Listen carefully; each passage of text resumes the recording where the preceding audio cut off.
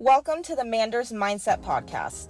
Here you'll find both monologue and interviews of entrepreneurs, coaches, healers, and a variety of other people, where your host Amanda Russo will discuss her own mindset and perspective and her guest mindset and perspective on the world around us. Manders and her guests will help explain to you how shifting your mindset will shift your life. Welcome to Manders Mindset, where we explore the power of shifting your mindset to shift your life.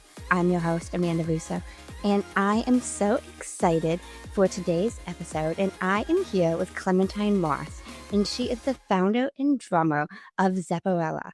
And she has had a busy solo career as a singer and a songwriter. She's also an author, and we are going to delve down her journey today. So, who would you say Clementine is at the core? Oh boy. I feel like I fought the core of Clementine for a real long time. But sometimes when in meditation, I'll kind of go back and just go to try to find that spark of me. And I always come up with this image of me as a 3-year-old. And I'm just a really, at the core, a very happy person who sees life in a happy way. And, there have been years where that was definitely clouded over and I did do a lot of struggling in my life. But when I come back to that kind of intrinsic joy within myself, I feels like the truth of me. Can you take us down memory lane a little bit? Tell us about your childhood, family dynamics a little bit, however deep you want to take that. Yeah. So I grew up in Southern California, very middle class suburbia, and I am the oldest of 3. I have 2 sisters. There are 3 of us. I grew up with my sister Daphne, who's 3 years younger than me. And I was the 4 of us until I was 16 and my mom had my sister Jessica. We had a really lovely family dynamic. And actually now I think that my family is the number one thing in my life that I'm grateful for because they're infinitely supportive. I realized as I've kind of come to be a spiritual counselor for people and just having lived in the world as long as I have now, I see that when you have parents who put your life, your priorities first in their vision, you've kind of won the lottery. And even though there were struggles and difficulties and all of the stuff that we go through growing up, that core of knowing that there are people who believe in me and love me, I don't take that for granted because I know how rare that is in this world to have that. That's beautiful. I agree with you in terms of like feeling like you won the lottery with them being supportive. My mom was and still is like biggest support system I could have ever asked for. That's amazing though. I love that for you. So how was schooling for you? Yeah, schooling. So I was the nerdy kid who loved school. I loved learning. My friend, who is a year older than me when I was about 3 years old, taught me how to read because we used to play school all the time. I actually learned to read very young because I was with somebody who was really excited about reading and she taught me how. And it just kind of set me off into this ravenous desire for information. I think I was always that annoying teacher's pet kind of kid because it really was just out of this like complete enthusiasm for books and information. So, when I got to junior high school and high school socially, I had a hard time, but I just kept diving into the study. To me, that was kind of like my salvation. I'm a real big book person. So that was really the formative, like when I think of my childhood, I think of my nose in a book all the time. Yeah. Mm. So after high school, did you go to college? I did. I went to see Santa Cruz in Northern California and I studied literature, American literature and creative writing. And I graduated in 3 years. When I went there, I really thought I was going to be on the track to become a professor and a writer. That was my goal. And then I don't know, after a year or 2, I started really getting an itch to live a life. I identified as a writer and I felt like I just hadn't lived. I'd been very isolated in my experience of the world. And I really knew that I wanted to move to New York City. And so I almost left college after 2 years. And I figured out that I had taken some tests when I was in high school that got me college credits. So I ended up being able to graduate a year early. So I moved to New York when I was 21 when I graduated. And I moved to New York City and I really thought that I was going to be a writer, but I really didn't know how to do that other than to write. And, more and more I started feeling like I hadn't lived enough to write anything. I feel like I was kind of spinning my wheels and I didn't have a lot of connection to the world of writing. So as I was kind of floundering around being a bartender, I was hanging out with a lot of musicians and I started to kind of dabble in singing a little bit, fronting a band and then one day we lost our drummer. I sat down at the drum kit and my boyfriend of the time was there and he said, "Hey, I'll show you a couple things." And I kind of started to play and he said, "Actually, you have kind of a good sense of rhythm." And then I thought, well, maybe I'll just take a drum lesson. And I took a drum lesson and that was it. Now, had you ever taken a drum lesson before or play the drums before? No. No, no, no. And I'd played piano as a kid. And so I had a bit of a musical background, but it never was, once I left childhood, I didn't even think about really doing that. And I attribute it to one, being kind of lost and kind of looking for something, and two, taking a lesson with this teacher. It was a private lesson, and he and I just hit it off so well. And I just got really excited about drums really fast.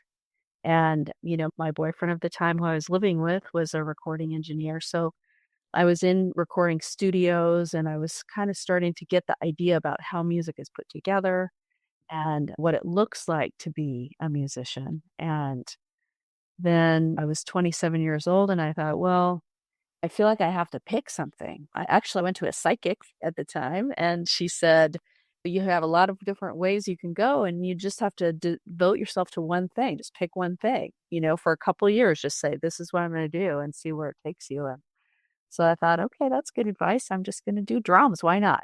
It was very interesting to me. I had a kind of facility for it. And yeah, that just kind of went along with it. Yeah. And kind of, going back to the idea about having parents who are very supportive, I think that people who do have that kind of baseline feeling like it's okay to try things, it's okay to do things, that you have a support system even if you fail. I think, when I say I won the lottery, I think that those are the kind of things that I'm so grateful for because I really did think like, why not? What else do I have to do? I might as well. It's interesting. I might as well do it. I didn't have a lot of baggage around what I was supposed to do. No, you said you went to a psychic around then and they told you to just pick something. Yeah. Did you have a lot of things you were trying to decipher between? Well, it was definitely writing. I was definitely thinking about writing. I was thinking, well, maybe I'll go and get my master's degree in writing, and was looking at a college in Vermont that I was considering going to, just kind of floundering around, like really just not being able to figure out what is really lighting me up. What is really, I want to go where feel a passion for it. And in a way, I felt like going back to school was a little bit of a cop out, that there's something else maybe that was calling me. So I'm lucky I found it. Yeah. Mm. And you felt comfortable to just try it. I love that. Yeah. Is there anything else that helps you decide that this is the path at 27? Honestly, I think I've always just been somebody who never really had much of a plan, as somebody who thought that they were going to be a writer, right? It's already a kind of, profession that isn't really, that's very questionable, right? Like you can be a writer in many different ways. And a lot of my heroes were people who lived outside of society, right? Lived outside of the norms of society, like beat writers and beat poets. So those were big influences in my life when I was 15, 16. So I always had this sense that life could be something other than what was prescribed by society, right? Like I didn't have the sense like, okay, now I have to graduate college and now I have to get married and now I have to have a family and now I have to get a career. Like I didn't have that.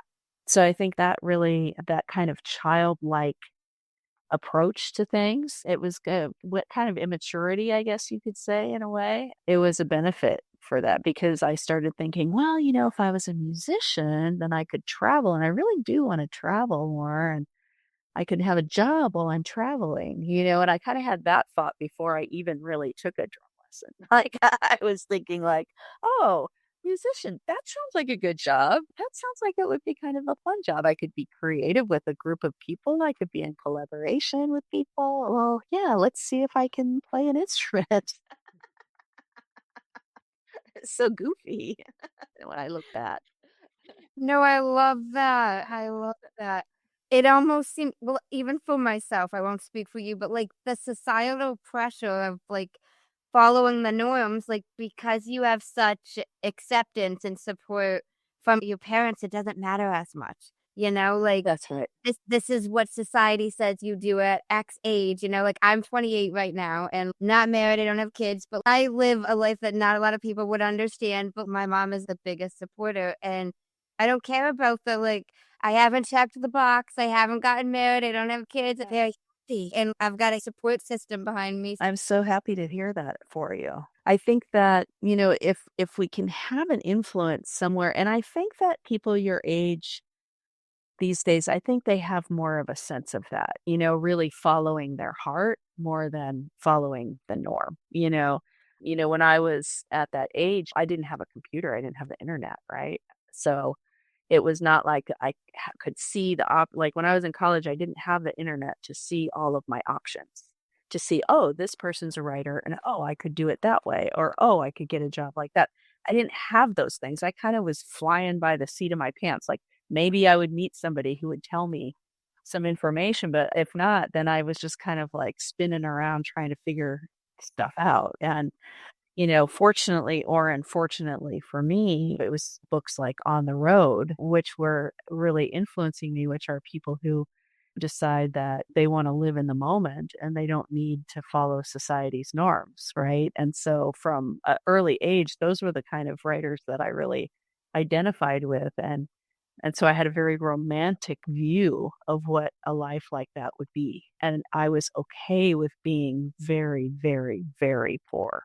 I was really poor for a long time. And, things are okay for me now. But I feel like at some point in my early adulthood, I made a vow of poverty in some kind of way. And that was okay with me. Now, as, a grown up, a little more grown up, I look back and I think, God, there wasn't anything that I could have done that could have made a little money, like, that I would have been interested in, but instead, like, I was kinda anything that came to me, like, I was offered a job in an investment bank once, and I remember just being like, "Oh, no," like, and now I don't wish that I had done that, but just that, if that job was offered, maybe there would have been another job that maybe I could have, like, actually put some away for retirement or something, but that's hindsight and I'm happy with my life. So, I can't really say anything bad about it, but it did mean years of like really scraping by. But I'm doing a lot of dumb jobs that I really didn't care about, and I think, well, maybe I could have spent that time doing stuff that I would have liked to do better, you know. So, and after you did that first drum lesson, then how did you go from there? Did you get right into it? Yeah, well, I started taking drum lessons and I had a little drum kit in the apartment and my boyfriend would kind of show me things and I was taking lessons and pretty quick I thought when I got home from work that was what I wanted to do. I just wanted to sit down at the drums. It made me happy. And after a bit of time, I started kind of jamming with him, right? Like we would just, he would play guitar, bass, and I would play drums. And so early on, I kind of got a sense of what it's like to play with another person, right? And then one day he said, I never would have thought that because he had been playing his instrument since he was 5 or something. And he said, I never really thought when you started playing drums that maybe we would play together someday, but and maybe we should, start a band. And so we kind of started a band. And, I'd been playing for maybe about a year and maybe like a little over a year when I started that band and started playing some shows. And then that kind of fell apart and I was looking for something else. I played in another band for a while, like with a singer-songwriter. And then I met this woman who was in a pop punk band, but who wanted to play really heavy music, heavy rock music. And we started playing together and we formed a 3-piece heavy rock band. And that band I was in for 8 years and toured really extensively. Like one year in the year 2000, we played over 300 shows in the year. So that was a big experience. Yeah. Oh, wow. So I know you're also into meditation and Mhm. mindfulness. When did that come into your realm? Yeah. Well, that happened early when I was in college. I was reading books about meditation. And when I moved to New York, So was I would that go to the. before? Was that before you did the drum lesson? Sorry to interrupt. Mhm. Just Yeah. okay. So I was reading about it without really following through on it, just kind of reading about it and getting an idea about what meditation was and that kind of spirituality. And then when I moved to New York, I would go to the Zen Center, which is in the East Village. I would go there sometimes and meditate. And then when I was about 26 or so, right before I started playing drums, I went to my first 10-day Vipassana meditation. So I went and took a vow of silence for 10 days and meditated. And that really was a profound experience for me and kind of set me on my path of a regular meditation practice. So that happened around the same time that drums happened for me. It's funny because I had my rock and roll self and then I had the meditation self, right? And they were these two parts of my personality. Now that it's all kind of one thing, which is what my book is about, is how spiritual practice, contemplative practice can be in a life that includes sitting behind a rock and roll drum kit. It doesn't matter what you do in your life for it to be helpful. So, I love that. What do you remember what made you pick up a meditation book back in college? What sparked that interest? I'm sure it was through literature. I loved J.D. Salinger, and there's a lot of philosophy, like spiritual philosophy in J.D. Salinger's books. And then reading Hermann Hesse, there was a lot of spirituality in those books. So it was through literature that I started to kind of feel like there was this bigger thing that I really wanted information about. And I don't know why I picked up this book, but it's called The 3 Pillars of Zen. I don't know how that book came to me, but that was really a big book for me. It was the first book where they really went into a Zen monastery and they interviewed people who were like in the experience, what it was like for them to be there living at the monastery and what their meditation practice looked like and what their interaction was with the teachers. And I don't know, it was really, the thing with that stuff is it feels like something very familiar to me. When I was a very little kid, I would have kind of these ecstatic experiences, where I felt a big part of something inexplicable. And so I think I've always been a little open to that. And then in my late teens, in college, doing LSD and kind of psychedelics, that also kind of opened up this idea of oneness and the way that it does. So I think I was always kind of a spiritual person. And then I just had these little guideposts, along the way that appeared when I needed them, I guess, which I think is Mhm. the way it happens for most people. No, you said psychedelics. You did Mhm. psychedelics before you started meditating? Definitely. Yeah. Yeah. When I was in college and then late teens, early 20s, I think I did a lot of psychedelics. Do you think they helped your meditation practice at all? Well, I guess it helped in some ways where I kind of knew that the ultimate goal was that opening up of the heart that we can experience sometimes in using plant medicine or and psychedelic experiences. That sense of everything vibrating as one thing, that feeling that maybe everything is the divine. I had those kind of ecstatic moments when I was doing those substances.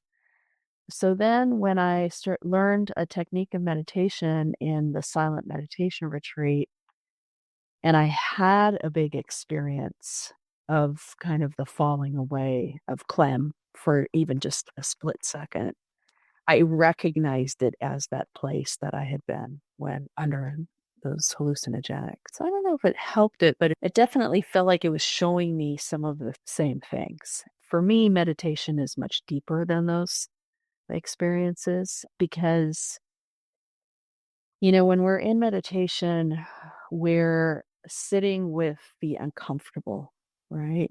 And we do that with plant medicine and psychedelics as well, where it can get kind of scary for a minute.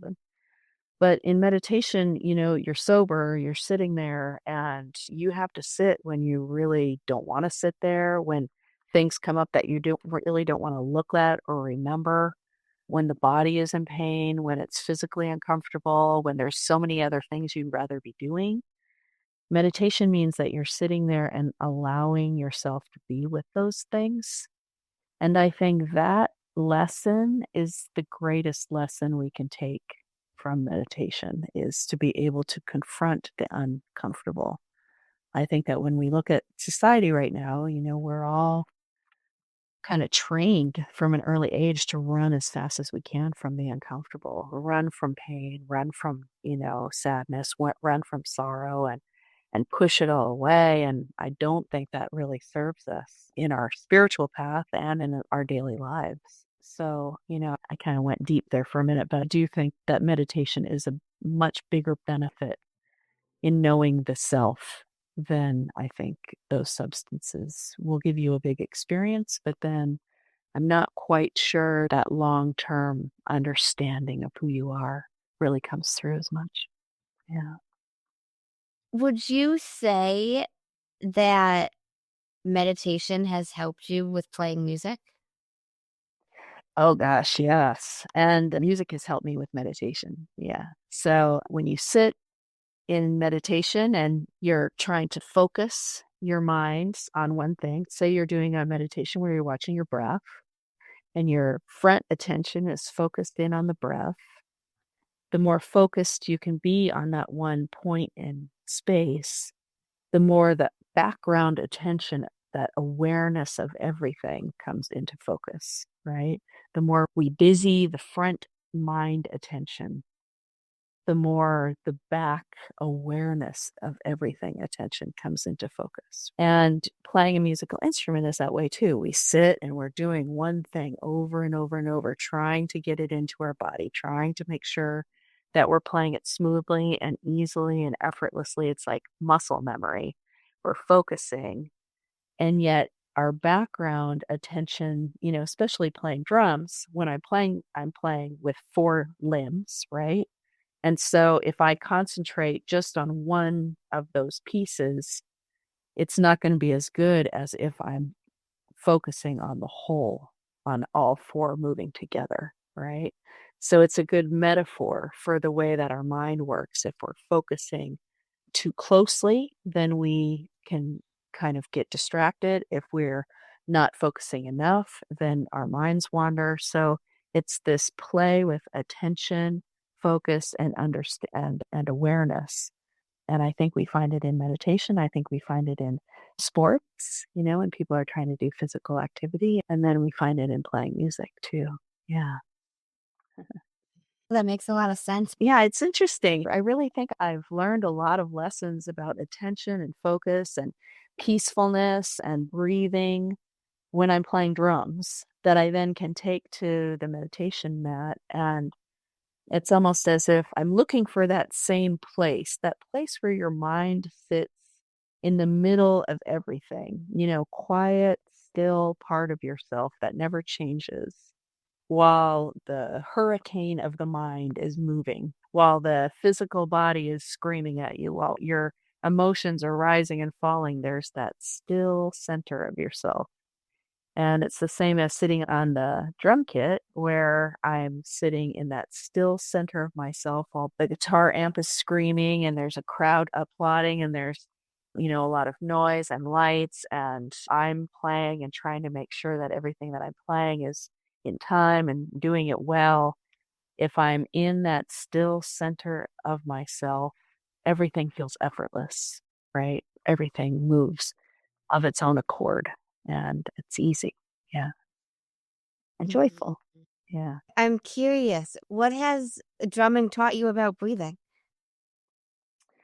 Well, with your breath, when you do breath, I know you do breath work. You see that when there's tension in the body, you can breathe into that tension and open it up. And so when I'm playing drums, so when I play shows, I'm playing for 2 hours.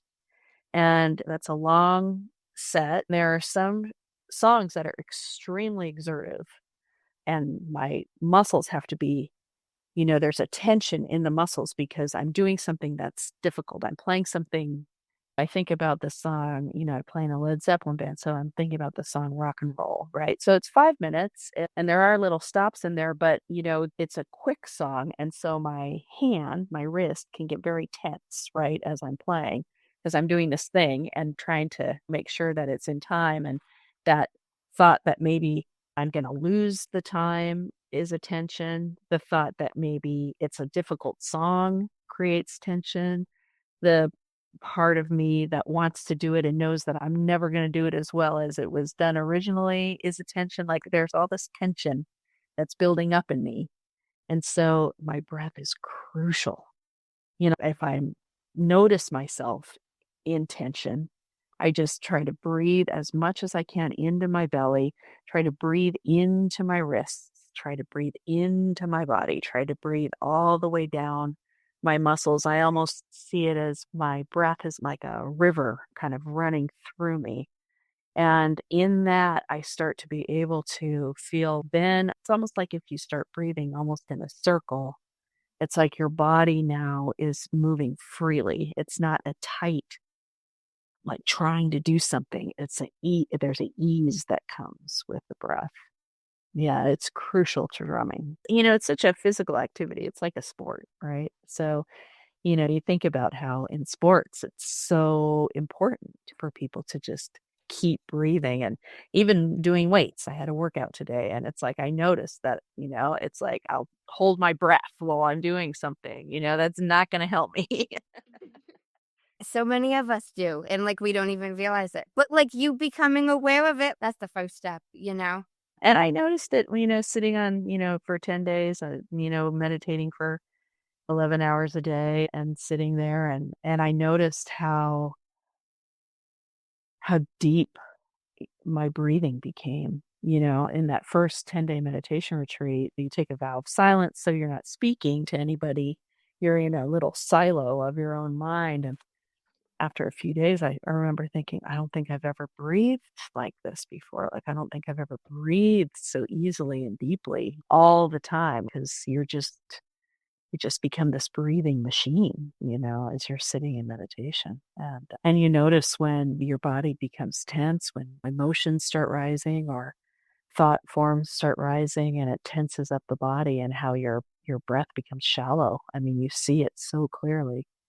Yeah, the breath is a great gift, for us to understand ourselves, really, really shows us what we're feeling when we can't access it. How will you feel in post this 10-day silence meditation? Oh, well, those 10-day retreats, they're pretty amazing. It's generally accepted that on the sixth day, everybody falls apart. Like the sixth day is the hardest. That's the day they always bake brownies for everybody because they know they're going to have a hard time. I don't know what it is. A lot of emotion comes up by then. And by the seventh or eighth day, I always feel like my body is vibrating because I've just been so focused in this silence. So yeah, when I get picked up at the end of the 10 days, your mouth is running like a million miles a minute, right? Because you haven't been speaking and you've been having a lot of really profound thoughts. So it's like, you gotta go through that a little bit. But the high lasts quite a while. You really feel very in touch with who you are and who, I don't know, what everything is. It feels very beautiful. It's pretty profound. Although I met somebody once who she had convinced her partner to go with her. And, men and women are in two different areas, so they didn't really see each other until the end of the 10 days. And, she'd had all these big insights. And she said, "How was it for you?" And he said, "I rewired our whole house. Like, we're going to have the best sound system." He's been like doing all of these calculations. And I understand that. I redecorated my whole apartment once. Like, my mind needed to go somewhere, and I had all of these color schemes and the way I wanted it to look, and it was just like I spent a good couple hours on that. So yeah, your mind is a trickster, definitely. It sounds like it was very transformative for you. Have you only done that once? No, I've done 5 of them. I'd like to go back. It's hard to find 10 days, to block out in a life. And it's a difficult, I always tell people it's like the hardest thing I've ever done, but it's also the most rewarding. Yeah. That's so fascinating to me. Did you notice a difference over time? Like, so we've done 5. Like, the 5th Yeah. one, was it different compared to like after your 3rd one? Yeah, it really has to do with what you're going through in your life at the time, and kind of where you are. The first one was really big for me because I had one of those big kind of dropping away of the self moments in it. And it really set me on my path, I think, for spiritual practice. And then the second one was after I had gotten off the road for a year. And so that one, I remember it being very nuts and bolts of just trying to remember myself. And then, yeah, other ones, it's like a great reset in your life, I guess I would say. I love that. Now, I want to transition a tad, but I'm just curious. Did you face any fear or imposter syndrome of stepping on stage and performing?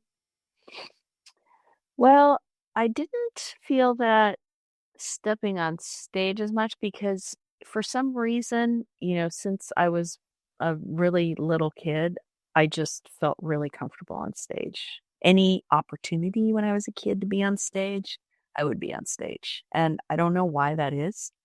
I don't feel like I'm, somebody who needs to be the center of attention, but for some reason, stage has always been a very comfortable place for me. It wasn't so much about being on stage, it was more that I had started playing drums so late, and everybody that I knew at that point had been playing for 15 years or 10 years or 15 years.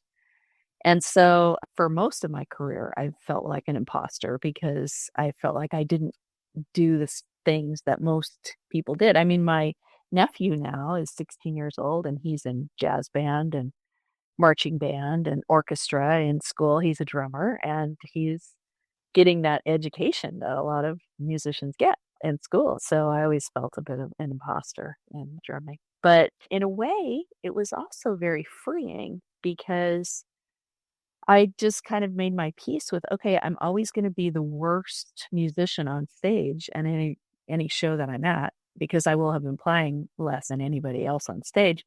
So just do what you can. Do your best. And I didn't have to compete with anybody. I knew I'd lost. There was no competition. I always knew I would lose because they had been playing longer. So it was kind of free. I think maybe if I had learned when I was in high school, then I would have been in competition with all of the other musicians who were coming up at the same time. But I had no peers. So it was easy. Yeah. It relieved me of that feeling. Now, did you feel relieved of that feeling like right away or over time? Yeah, I think so. I think I did. I think I just felt like let me just do the best I can and hope that I don't embarrass everybody that they've actually asked me to be here. So I worked hard, to try to be okay. So, have you experienced any self-judgment from yourself on stage? Well, not on stage. On stage, I feel pretty free and happy, but the feeling of not being good enough, not being worthy, and having a very negative internal voice in my life, that's been my big cross that I really had to bear for many years. And now I see it as kind of a way it was, even though it was so painful to have that, in a way it was a bit of a gift because it did bring me to spiritual practice and therapy and all of these places to try to figure out myself. Why did I have a negative voice? Why did I think that I was not intrinsically good? Why did I think that if people really knew me, they would see that I wasn't good or that I was bad? And I don't know where that voice came from, but it was pretty screaming in my head for a very long time. In fact, that was a big benefit of going to the meditation retreats. When you take a vow of silence after about 3 days, all you hear is your voice like a megaphone talking to you in your head. And that voice was very loud. And I was like, what the hell is that? Like, why? That's what I've been listening to. Why do I have to listen to that? And where does it come from? And how do I get rid of it? And that kind of set me on a seeking journey for many years to figure that out. Yeah, let go of that. That's amazing, though, that you were able to bring that awareness and then let it go. It took a while. It still rears its head sometimes. Yeah, it's mostly gone. Yeah. But the silence, you think that helped? Yeah. I think when we can see our thoughts, when we can really hear our thoughts, and then we can realize that we really can't control our thoughts, that they are like physiological processes in our bodies that rise up because of our DNA and because of our experience, and that it's really not about controlling thoughts, it's about seeing them and not reacting to them. And that was a big shift for me when for a long time I thought that it was my job to control those things and get rid of them. And when I realized like, oh no, I don't have any control over those.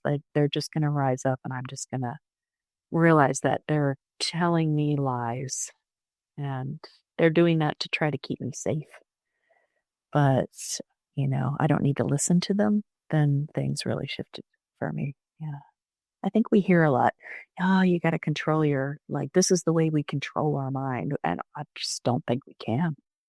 I think that's a fallacy and it'll cause us a lot of pain trying. I get what you mean. So I'd love if we could transition into your book that you wrote and you could tell us a little bit about, have you always planned on writing a book? Yeah, I thought I was going to write a whole bunch of books. When I started playing music, I kind of stopped writing for a number of years. And then writing kind of started coming back in my life. I started to have a blog. And during the pandemic, I kind of looked at the blog and I thought, I think maybe this is a book. And I thought at the time, okay, I'll just find my favorite blog pieces and I'll put them together in a book. And then I was like, actually, no, you have to write a lot more and make it into a book, which I did. And the book, it's called From Bonham to Buddha and Back. And it's really about that. It's a memoir. It's about that process of finding drumming when I was older than most people do. And then it's also about what we've been talking about how meditation and drumming are connected and how I started to see the lessons I was learning on the drum throne as so similar to the lessons I was reading about in meditation books that I thought, there aren't a lot of books about, okay, so we sit for 10 minutes every morning and we meditate, but how does that affect our life?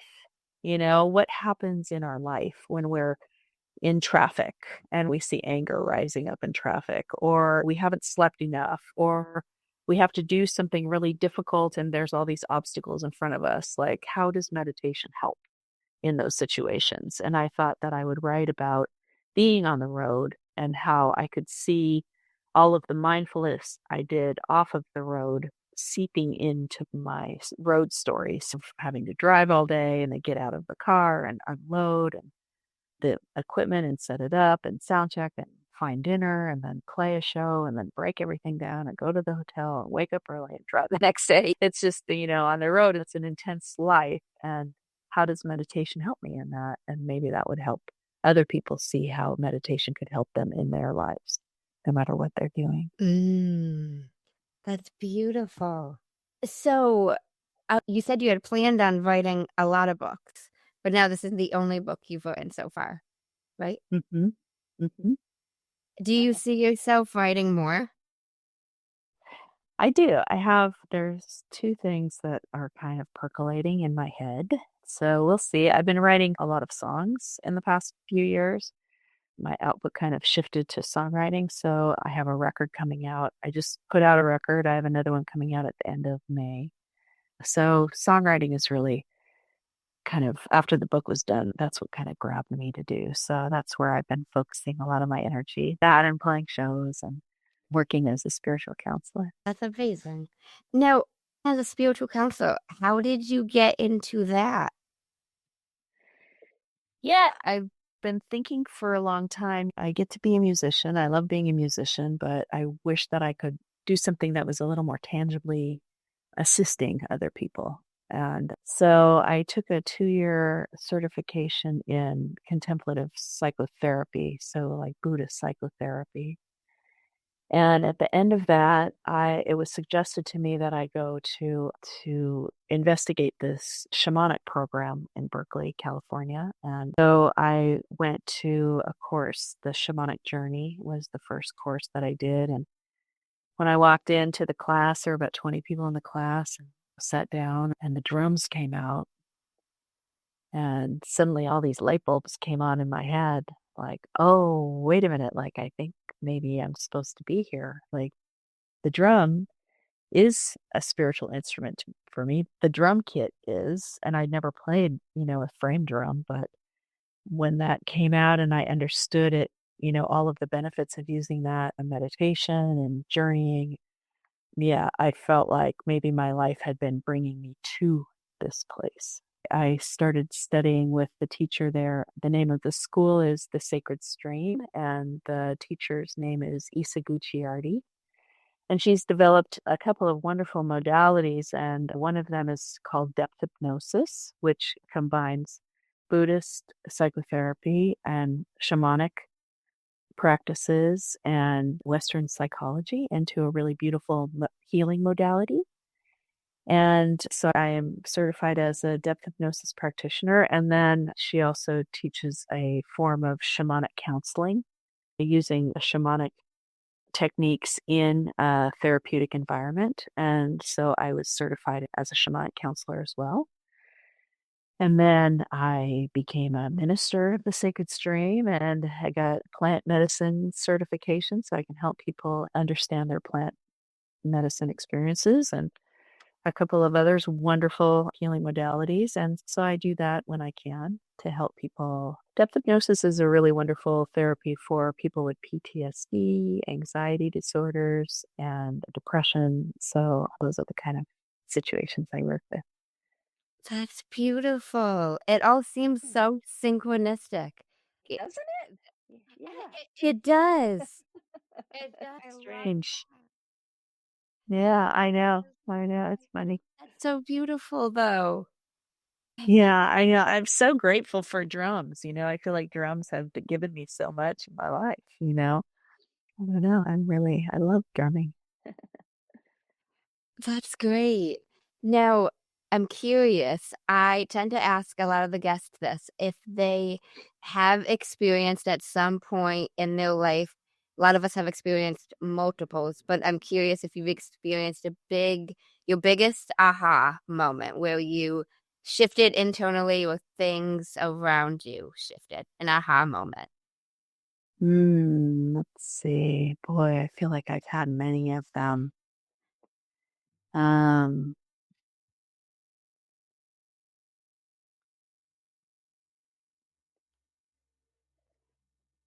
I think it was when I realized that there was a part of me that was really happy and peaceful, and that I didn't need to do anything else. I didn't need to keep striving.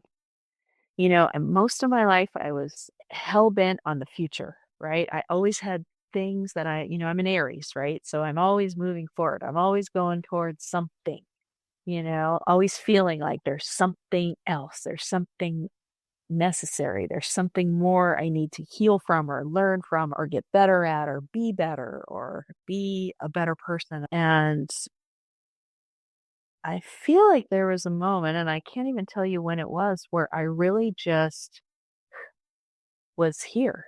And I felt like all of that fell away. And I remember saying to some of my friends, I feel like I've lost my ambition. And it's funny because when you say that to people, especially in America, where ambition is what we're all like, it's our forward movement, it's our energy, our ideal in a way. To say that is almost like a sacrilege. Like, wait a minute, you don't have anything you're working towards or anything. And it wasn't that I didn't have things that I was working on musically or goals or things that I'd like to see happen. It was more that I lost that kind of nebulous feeling of moving towards something, that I always had to be moving, and instead realized that I could just sit in appreciation and enthusiasm, and that now my forward movement was out of just gratitude and enthusiasm for what was present. I feel like I'm a different human being after I made that realization. I feel like I changed everything. I feel like I started to be able to say, I'm happy.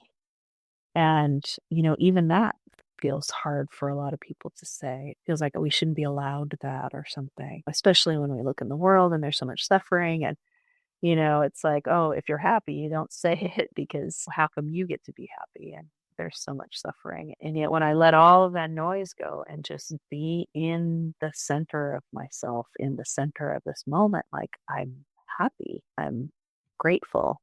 And yeah, there are things, finances are always a catastrophe, and, I don't have anything of value, and, all that stuff. But like all of that, it's completely blows away in the wind of being present and happy. So I can't tell you when that moment was, but I remember coming home one day and being on the top of this hill and suddenly it just falling on me like, oh my gosh, I'm a completely different human.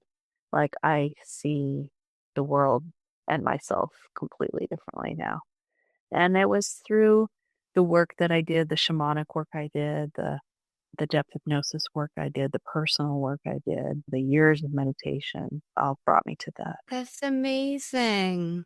Well, thank you so much for speaking with me. I really appreciate it. Thank you, Amanda. Thanks for the great questions. I really, really love talking to you. Oh my gosh, of course. I love talking with you too. Now, have you heard of a man named Jay Shetty?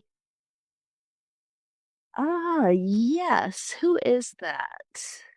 He's an author, former monk. He's got a podcast called On Purpose. I'm a big fan. Okay. It's okay if you're not, but he has a podcast and he ends his podcast with 2 segments, and I stole them and I incorporate them in my podcast. So I give him a little bit of credit. But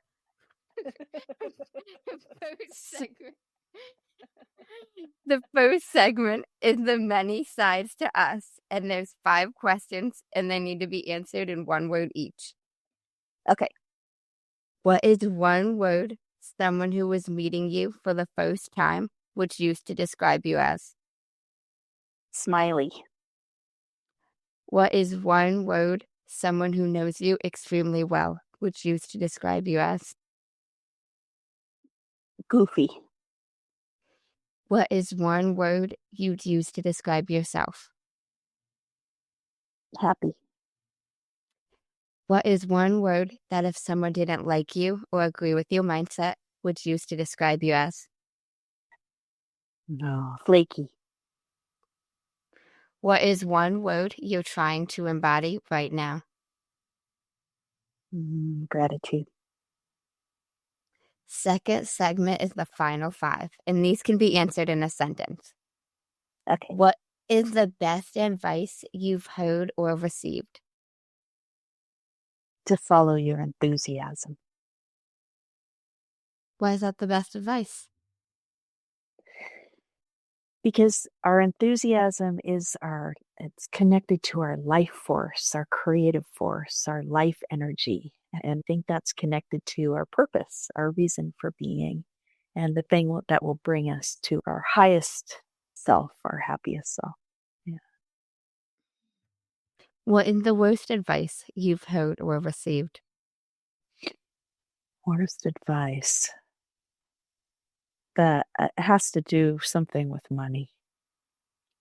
That money is the be all and end all of life. That things and money are the purpose of life.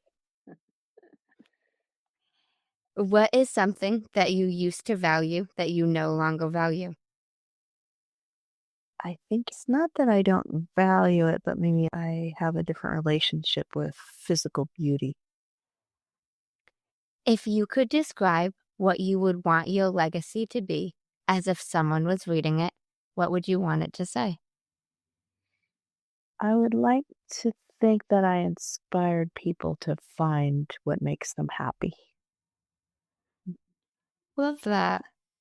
If you could create one law in the world that everyone had to follow, what would it be? And I want to know why. The law would be to, let's see, how would you put it? Gosh. I mean, I'm thinking of political laws, but I guess it doesn't have to be political law. It can just be a law, which would be to see everyone as a part of your family, to see everyone you meet as someone who you cared for the way that you would care for somebody in your own family. Because I think we all are kind of family, to be empathetic and compassionate. I don't know how you would word that law, but yeah, something like that. Thank you so much for speaking with me, Clem. I really appreciate it. Thank you, Amanda. Thanks so much. Yeah, of course. And where is the best place for listeners to connect with you? You can go to clemthegreat.com and every aspect of me is there. I will link that in the show notes. And I do like to give it back to the guest. Any final words of wisdom you want to leave the listeners with? No, thank you for listening to all of this, and I hope everyone has a great evening, day, wherever they are. They see the world with a little light. Well, thank you so much, Clem. Thank you, Amanda. And thank you guys for tuning in to another episode of Manders Mindset. In case no one told you today, I'm proud of you. I'm rooting for you. And you got this. As always, if you enjoyed the show, I would really appreciate it if you would leave me a 5-star rating, leave a review, and share it with anyone you think would benefit from this. And don't forget, you are only one mindset shift away from shifting your life. Thanks, guys. Until next time.